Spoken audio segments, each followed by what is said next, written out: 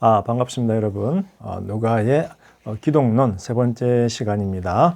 아까 제가 유대인들의 메시아의 개념으로 왕 같은 메시아, 제사장 같은 메시아, 선지자 같은 메시아, 선생 같은 메시아를 이야기했고, 이제 마지막으로 다섯 번째 인자와 같은 분을 한번 이야기해 보려고 합니다. 자, 이름 그 자체로는 이름이 조금 웃겨요, 그죠? 인자, 뭐 이런 이름이 다 있어. 실제로 2세기 이레니우스 같은 경우는 하나님의 아들이라는 호칭은 예수님의 신성을, 그리고 인자라고 하는 호칭은 예수님의 인성을 나타내는 것으로 그렇게 조금 오해를 했는데 사실은 그렇지가 않아요. 자, 인자는 제일 처음 어디에 등장을 하냐면 다니엘서 7장 13절 14절을 한번 펴보세요. 다니엘서 7장 13절 14절을 보시면 하늘에서 하나님의 보좌가 보이고 천사들이 있고 그 장면에서 갑자기 하늘로부터 구름을 타고 누군가가 내려와요. 자, 하늘로부터 구름을 타고 내려오는데, 자, 일단 하늘로부터 내려온다라고 하는 것은 이 존재의 기원이 어디다? 하늘이다라는 거죠. 그죠? 땅이 아니라 하늘이다. 근데 이 사람이 오는데 뭘 타고 오나요? 구름을 타고 와요. 구름을. 손오공도 구름을 타고 다녔는데 특별한 경우고, 보통 우리가 땅에서는 뭘 타고 다니냐요? 땅에서는 걸어가든지 말 타든지 차 타든지 해야 돼요. 그런데 하늘에서 오는데 구름을 타고 왔단 말이에요. 이 사람은 어떤 분이다? 하늘로부터 오는 신적인 존재라는 거예요. 신적인 존재. 그런데 신적인 존재인데 그 신적인 존재가 다니엘의 환상 속에서 다니엘을 보니까 어떤 모습으로 보인다? 히브리어로 보게 되면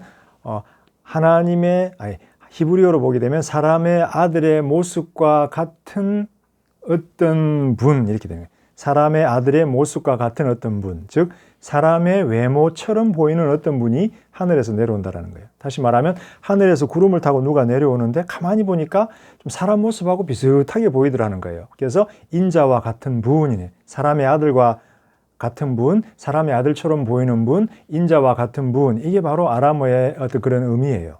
자, 그러면 이 사람처럼 하늘로부터 신적인 존재가 구름을 타고 왔는데 왜 이 사람의 외모가 사람처럼 보일까요? 그것은 바로 우리 사람이 하나님의 형상대로 창조되었기 때문에 하나님을 우리가 보면, 그리고 신적인 존재나 천사들을 보면 어떤 외모다? 우리와 똑같은 사람의 모양이다. 그래서 우상 숭배가 하나님에 의해서 정죄를 받고 금해졌던 이유 중에 하나는 뭐예요? 로마서 1장에서 바울이 뭐라 그래요? 하나님의 영광스러운 형상을 짐승의 형상으로 바꿔버렸다, 우상 숭배자들이. 즉 하나님은 사람의 형상이 사람의 모습인 거예요. 우리 사람이 하나님의 형상으로 지어졌으니까. 근데 우상 숭배하는 자들은 황금 송아지의 모습으로, 혹은 뱀의 모습으로, 고양이의 모습으로, 짐승의 모습으로, 이상한 동물의 모습으로 신을 만들어낸다라는 거예요. 틀린 거죠, 그죠? 우상 숭배자예요. 그래서 하나님은, 천사는, 신적인 존재들이 등장할 땐 사람의 모습 비슷하게 보인다는 거예요. 그래서 다니엘이 보니까 하늘로부터 신적인 존재가 쫙 구름을 타고 내려오는데 그 존재의 모습이 사람의 모습하고 비슷하더라. 그래서 사람의 모습처럼 보이는 인자 같은 이런 표현이 바로 다니엘서 7장이에요. 자, 그런데 이 인자와 같은 모습을 가진 다니엘의, 이걸 보통 우리가 다니엘의 인자라고 부르죠. 이 다니엘의 인자가 왔을 때 하나님 앞에 서게 돼요. 근데 하나님의 이름이 뭐예요? 가장 오래된 분이에요. The Ancient of the Days, 혹은 The Ancient of the Old of the Ancient Days, 혹은 The Ancient of the Old Days, 이렇게 표현을 하는데 The Ancient of Days 이렇게 표현해야 되겠군요. 굉장히 오래된 분, 그리고 하나님이 오래되셨고 머리 색깔이 어떨까요? 하얘요. 머리 색깔이 하얀 굉장히 오래된 분, 이 보좌에 앉아있는데 그 앞에 인자가 탁 서요. 이 오래된 분은 누굴까요? 하나님이시죠. 제일 오래되셨으니까. 제일 나이가 많으시고 연장자시니까 머리도 하얗고 제일 오래되신 분인데 그 앞에 인자가 탁 서요. 근데 하나님이 인자에게 뭘 주나요? 영광을 주고 왕국을 주고 그 다음에 능력, 왕권을 줘요. 즉 하나님처럼 이 인자가 다스리고 통치할 수 있는 권한을 이 인자에게, 다니엘의 인자에게 주는 거예요. 그 다음에 다니엘의 인자가 어떻게 하나요? 이스라엘을 핍박하고 있는 짐승들 같은 외부 세력들, 짐승들 같은 이방인들을 짐승들의 형태로 보이죠. 다니엘의 환상에서는 짐승들의 형태로 보이는 이방인들을 다니엘의 인자가 쳐부수고 깨부수고 죽이고 이스라엘을 해방을 시켜요. 그래서 이 다니엘의 인자 같은 분은 유대인들의 사상에서 이스라엘을 구원해 줄 신적인 메시아로 이해가 되고 이분은 심판을 행하시는 분이에요. 심판. 왜? 하나님으로부터 오는 권력과 권세와 능력을 받았으니까 심판을 행하실 분이에요.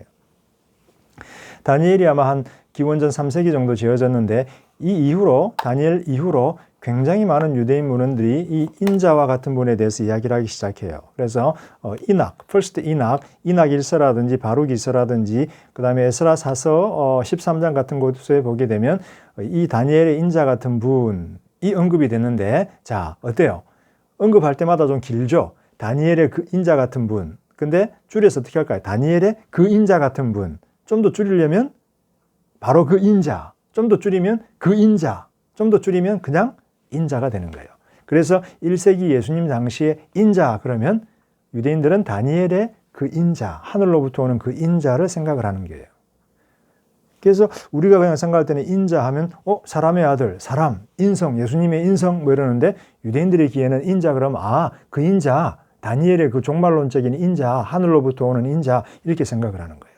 그래서 이레니우스는 어때요? 잘못 이해했죠, 그죠? 여러분들도 많이 잘못 이해했을 텐데 자, 마가복음 8장에 보게 되면 32절에서 38절까지 보게 되면 시저리아 빌립보에서 예수님이 제자들하고 같이 대화를 하는 장면이 등장을 해요. 그때 예수님이 질문을 하죠. 사람들은 나를 누구라고 하니? 베드로가 이야기하죠. 모세라고도 하고 엘리야라고도 하고 선지자 중에 하나라고 합니다. 예수님 별로 만족스럽지가 않아요. 너희들은 나를 누구라고 그래? 사람들보다 너희가 더 잘 알 거라는 거죠. 베드로가 이야기하죠. 그리스도시죠. 예수님? 맞아. 부정하지 않은 치죠. 그런데 뭐라고 이야기하시나요? 그런데 내가 고난을 받고 십자가에 달려 죽고 부활해야 돼. 사흘 만에 부활해야 돼. 이야기하세요. 그리고 나서 하나 덧붙이시죠. 누구든지 나를 따라오려면 자기 십자가를 지고 따라와야 되는데 너희가 내 복음을 부끄러워하면 인자가 영광 중에 하나님의 영광 중에 천사들과 함께 올 때에 인자가 너희를 부끄러워할 것이다 라고 이야기를 하죠. 그러니까 인자가 종말의 때에 심판을 하러 올 때에 하나님의 영광을 가지고 올 때에 인자가 너희들을 행위에 따라서 심판하고 인자가 너희를 부끄러워할 거다라는 거죠. 이 인자가 누군가요? 예수님이죠. 예수님. 종말의 심판관 예수님이죠. 그래서 바울의 서신서들을 보면 항상 마지막 종말의 때에 예수님이 등장을 하는데 누가 심판을 하나요? 하나님이 직접 하나요? 예수님이 하나요? 예수님이 심판을 하세요. 그래서 사도행전에도 보게 되면 베드로의 설교, 바울의 설교를 보게 되면 하나님께서 아들 예수를 부활시키신 다음에 세상의 심판관으로 재판관으로 삼으셨다. 그 인자라는 거예요. 영광스러운 인자라는 거예요. 자, 여기서 흥미로운 사실 하나. 인자라고 하는 호칭 혹은 이름은 예수님의 입에서만 언급이 돼요. 복음서를 보게 되면 제자들은 한 번도 예수님을 인자라고 부르지를 않아요. 오직 예수님만이 나, 인자는 이렇게 불러요. 자, 그래서 여기서 학자들의 고민이 시작이 돼요. 학자들의 고민이 시작이 됐는데, 아람어, 예수님이 당시에 썼던 아람어 표현 중에는 인자라고 하는 표현이 사람을 의미할 수는 있어요. 그래서 사람을 의미하는데 자기 자신을 가르치는 표현으로 이해가 될 수가 있어요. 아람어 표현에 보게 되면. 그래서 인자라고 하는 표현이 사람인 나 자신은 이라고 표현이 될 수가 있어요. 그런데 그래서 학자들은 이 인자라고 하는 개념이 종말론적인 심판관이 아니라 그냥 예수님이 사람 자신은, 나 자신은 이라고 의미했다라고 생각을 해요. 그런데 아까 마가복음 8장 38절에 보면 인자가 올 때에 근데 그거를 나 자신이 올 때 이렇게 해석해버리면 뭔가 말이 되지를 않아요. 그죠? 말이 안 맞아요. 인자가 올 때에, 즉 종말의 심판관이 올 때에 그가 너희의 행위를 따라서 너희 고백을 따라 심판할 것이다 라고 하면 맥락이 풍부해져 버려요. 그래서 이 인자라고 하는 호칭은 예수님께서 자기 자신에게만 사용을 했는데 다니엘의 그 신적인 인자, 메시아의 배경을 개념을 배경으로 하고 있다라고 저는 생각을 해요. 그래서 여러분들이 복음서에서 인자를 볼 때마다 이 인자는 그냥 사람의 아들이 아니라 다니엘의 그 인자, 종말의 심판관으로 다시 오실 그 신적인 메시아 인자를 의미한다라고 여러분들이 이해를 하시면 될 것 같아요. 그런데 왜 제자들은 이 표현을 예수님한테 직접적으로 사용하지 않고 예수님만 썼을까? 이게 이제 의문인데, 저는 그 5개의 메시아, 유대인들의 메시아 사상에서 4명은 다 인간인데 1명은 신적인 존재, 하늘로부터 왔어요. 그러니까 이 사람들이, 제자들이 예수님과 같이 있는 순간에는 예수님에게 이 신적인 존재라고 하는 호칭을 바로 하기가 두려웠을 것이다. 그 정도로까지 그들의 신학이, 그들의 마음이 열려있지는 않았을 것이다 라고 저는 생각을 해요. 오직 예수님의 부활을 경험한 다음에야 예수님이 하나님의 아들이고 진짜 하나님의 어떤 그런 놀라우신 아들이고 신적인 존재셨구나 라고 하고 마음이 열렸지, 그전에는 예수님 살아계시는 동안에는 그 정도로까지 하나님 신적인 메시아, 하늘로부터 오는 존재였다 라고까지는 생각을 못했을 것 같아요. 그래서 아마 그들이 그러한 고백을 하지 못했을 것이라고 생각을 해요. 자, 그러면 예수님이 돌아가시고 부활하신 다음에 복음을 전했던 바울은 이 인자라는 표현을 쓰고 있을까요? 안 쓰고 있을까요? 재미있게도 인자라고 하는 표현은 복음서의 전통에서만 발견이 되고 바울의 서신서에서는 한 번도 발견이 되지를 않아요. 왜냐하면 인자, 영어 그대로 하면 어떻게 되나요? Son of human being이에요. Son of human being, 사람의 아들이에요. 근데 이거를 인자를 이렇게 생각을 해보세요. 아람어로 인자라고 하는 거를 유대인들이 들으면 다니엘의 그 인자라고 이렇게 생각이 되는데, 이거를 바울이 헬라어로 바꿨다고 생각을 해보세요. 그러면 huios anthropou, 문자적으로 번역하면 사람의 아들이 되는 거예요. 사람의 아들. 그러면 유대인들의 귀에는 아람어로 인자가 다니엘의 인자인데, 헬라인들의 귀에, 구약 성경을 잘 모르는 헬라인들의 귀에 헬라어로 사람의 아들 그러면 아무런 의미가 없는 거예요. 바울은 어떻게 할까요? 사람을 빼버려요. 그래서 아들, 사람의 아들에서 이 사람을 빼버리고 아들만 남겨놓는 거예요. 그러면 이 아들이 어떤 분이 된다? 종말론적인 심판관이다. 자, 증거가 있을까요? 데살로니가 전서 1장 10절을 열어보세요. 데살로니가 1장 10절을 열어보시면 바울이 이렇게 이야기를 해요. 자, 저랑 같이 한번 읽어보죠. 데살로니가 전서. 데살로니가 전서는 바울이 가장 먼저 썼던 책이에요. 48년경, 기원은 48년경. 따라서 신약 성경 중에서 가장 먼저 써진 책이에요. 마가복음은 67년경이니까 데살로니가 전서는 그보다 20년 전에 48년경에 쓰여졌는데 가장 먼저 쓰여진 책이기 때문에 데살로니가 교회, 지금의 그리스에 있는 데살로니가 교회에 전했던 바울의 초창기 메시지가 담겨 있어요. 그래서 1장 9절을 한번 보죠. 1장 9절 10절을 한번 볼게요. 데살로니가 전서. 그들이 우리에게 대하여 스스로 말하기를 우리가 어떻게 너희 가운데에 들어갔는지와 너희가 어떻게 우상을 버리고 하나님께로 돌아와서 살아계시고 참되신 하나님을 섬기는지와, 자, 그 다음에 또 죽은 자들 가운데서 다시 살리신 그의 아들이 하늘로부터 강림하실 것을, 아들이 하늘로부터 강림하실 것을. 아들이 뭐예요? 자잖아요. 자. 사람의 아들이 하늘로부터 강림하실 것을, 인자가 하늘로부터 강림하실 것을 이라고 말을 하고 싶은데, 사람의 아들이 되니까 사람을 빼고 아들이 하늘로부터 강림하실 것을, 다니엘 7장 13, 14하고 비슷하죠. 너희가 어떻게 기다리는지를 말하니 이는 뭐예요? 장래의 노하심에서 우리를 건지시는 예수시니라. 장래의 노하심이 뭘까요? 종말론적인 심판을 의미하잖아요.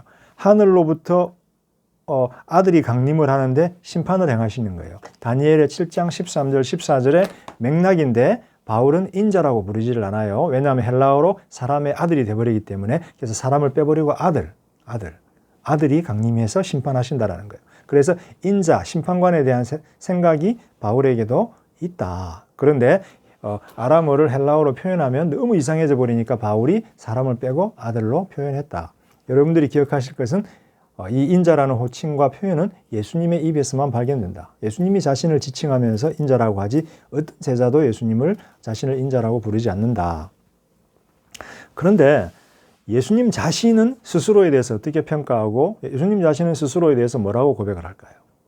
이미 답은 여러분들에게 알려 드렸어요.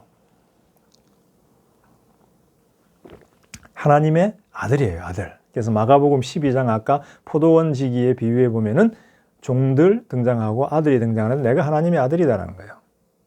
자, 유대인들의 전통에서 하나님의 아들은, 딸들은 좀 죄송합니다. 그 당시는 옛날 사회였으니까 아들을 중요하게 생각을 했는데 지금은 뭐 아들보다 딸이 더 중요하잖아요. 아들은 뭐 장모의 사위 아들 되는 거니까 별로 그렇고 딸이 돼야 요즘은 편해요. 딸 없는 교수들은 딸 없는 교수와 딸이 있는 교수로 나누어져요. 저는 딸이 없어요. 아들만 하나 있어요. 근데 이스라엘의 전통에서 하나님의 아들이라는 표현은 네 부류의 사람들에게, 네 부류의 존재들에게 적용이 됐어요. 첫 번째, 다윗과 같은 메시아, 즉 다윗과 같은 메시아, 다윗의 왕과 같은 메시아가 하나님의 아들이다라고 불렸어요. 아까 읽었던 사무엘하 7장 14절에 보게 되면 하나님께서 어떻게 해요? 나는 너 자손의 아버지가 되고 그는 나의 아들이 될 것이다라는 거예요. 즉 부자지간의 관계가 맺어질 거다라는 거예요. 그런데 이 부자지간, 왕과 하나님 혹은 다윗과 같은 메시아와 하나님의 부자지간의 관계는 무엇에 근거한 관계예요? 입양 관계죠. 입양. 하나님이 이 왕을 자신의 아들로 입양하는 거죠. 예수님은 입양되셨나요?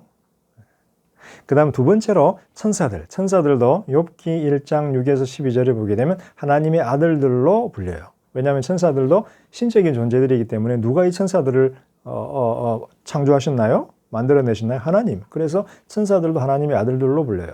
그 다음에 지혜서 2장 13절 18절에 보게 되면 의로운 자들도 하나님의 아들로 불려요. 왜?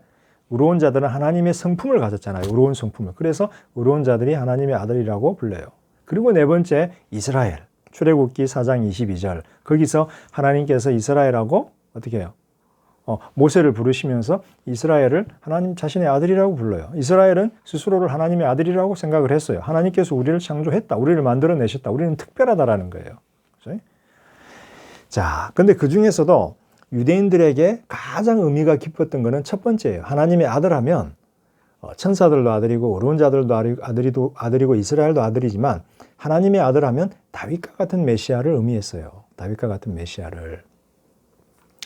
자, 그러면 예수님께서도 누가복음 10장 1에서 22절에 보게 되면 기도하실 때 하나님한테 뭐라고 기도해요? 하나님을 아버지라고 부르면서 기도를 해요.